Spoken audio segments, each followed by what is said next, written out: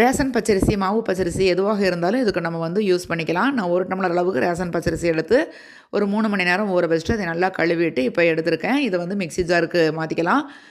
இப்போ இதுக்கு தேவையான அளவுக்கு சாதம் வந்து ஒரு கைப்பிடி அளவுக்கு தேவைப்படும். நம்ம மதியம் வந்து சாப்பாடு செஞ்சுருப்போம். அதில் மீதி ஆயிட்டா அதில் வந்து ஒரு கைப்பிடி அளவுக்கு சாதம் எடுத்துக்கோங்க. இல்லை தண்ணி ஊற்றி வச்சுருக்கக்கூடிய சாதமாக இருந்தாலும் பழைய சாப்பாடு இதுக்கு யூஸ் பண்ணிக்கலாம். இது கூடவே சீரகம், பச்சை மிளகா, உப்பு, ஒரு கரண்டி அளவுக்கு புளிச்ச மோர் அல்லது புளிச்ச தயிர் இது கூட சேர்த்தி தண்ணி ஊற்றி இதை வந்து நல்லா நைஸாக அரைச்சி எடுத்து ஒரு கிண்ணத்தில் ஊற்றிக்கிட்டு கொஞ்சமாக தண்ணி ஊற்றி கலக்கி நல்லா ரவா தோசை பதத்துக்கு கலக்கிக்கோங்க. இதில் வெங்காயமெல்லாம் பொடியாக கட் பண்ணி சேர்த்துனீங்கன்னாலும் நல்லாயிருக்கும். நான் வெங்காயமெல்லாம் போடலை. இப்போ நம்ம தோசைக்கல் சூடான உடனேவே ரவா தோசையெல்லாம் ஊற்றுவோம் இல்லைங்களா, அதே மாதிரி விசிறி ஊற்றுங்க. நல்லா ஒட்டாமல் சூப்பராக மொறுமொறுன்னு ரோஸ்ட்டு மாதிரி வருங்க. இதுக்கு கார சட்னி, தேங்காய் சட்னி எல்லாமே நல்லாயிருக்கும். நான் சாம்பார் வச்சுருந்தேன். அதுதான் இப்போ வந்து இதுக்கு சைடாக வச்சு சாப்பிட